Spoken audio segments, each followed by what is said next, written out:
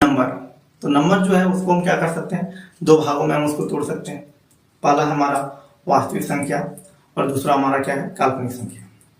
वास्तविक संख्या और काल्पनिक संख्या। तो वास्तविक संख्या क्या होता है, वैसी संख्या जो क्या होता है, वास्तविक मान होता है। वैसा संख्या जो क्या होता है, वास्तविक मान होता है, और जिसको नंबर लाइन पर क्या कर सकते हैं, ड्रॉ कर सकते हैं, और बोल सकते हैं इसको परिमेय संख्या और या परिमेय संख्याओं का समूह यानी कि संग्रह को हम क्या बोल सकते हैं, वास्तविक संख्या बोल सकते हैं। पहला बात समझ में आ गया। वास्तविक संख्या का अगर एग्जाम्पल का बात करें तो एग्जाम्पल हम ले सकते हैं -1, -2, √2, √3, इस प्रकार का संख्या यानी कि परिमेय संख्या और या परिमेय संख्याओं का समूह को हम क्या बोलेंगे, हम वास्तविक संख्या कहेंगे। दूसरा अगर हम बात करें, हम क्या है, काल्पनिक संख्या। क्या है, काल्पनिक संख्या। तो काल्पनिक संख्या क्या होता है कि वैसा संख्या जो क्या होता है, कल्पना कर सकते हैं। जैसे में रूट के अंदर में आता है -1 आ गया, -2 आ गया रूट के अंदर में, तो इस प्रकार का जो संख्या होता है वह हमारा क्या होता है, काल्पनिक संख्या होता है। ये जो टॉपिक है हमारा इमेजिनरी नंबर यानी कि काल्पनिक संख्या, ये क्लास आगे का है, 10वां के बाद इसको देखने को मिलेगा और पढ़ने को मिलेगा। ठीक है। इसके बाद जो है हम यहाँ पर क्या किए हैं, देखिए यहाँ पर परिमेय संख्या। क्या है, परिमेय संख्या।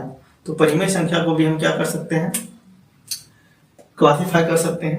यानी कि देखिए यहाँ पर वास्तविक संख्या है, वास्तविक संख्या को दो भागों में कैटेगरी कर सकते हैं।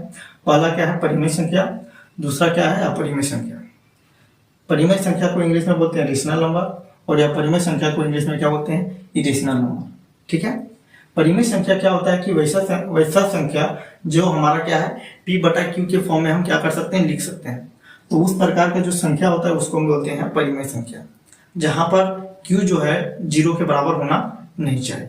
ठीक है, वही लिखे हैं यहाँ पर p/q, और जहां क्या है, q is not equal to 0।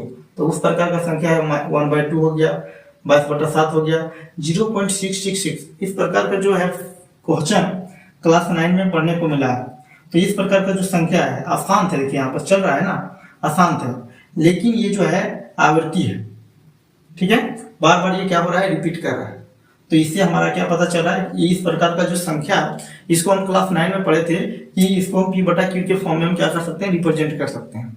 तो वहां से आप इसको रख सकते हैं कि इस प्रकार का जो संख्या होता है अशांत आवृत्ति, इस प्रकार का संख्या हमारा क्या होता है, परिमेय संख्या होता है।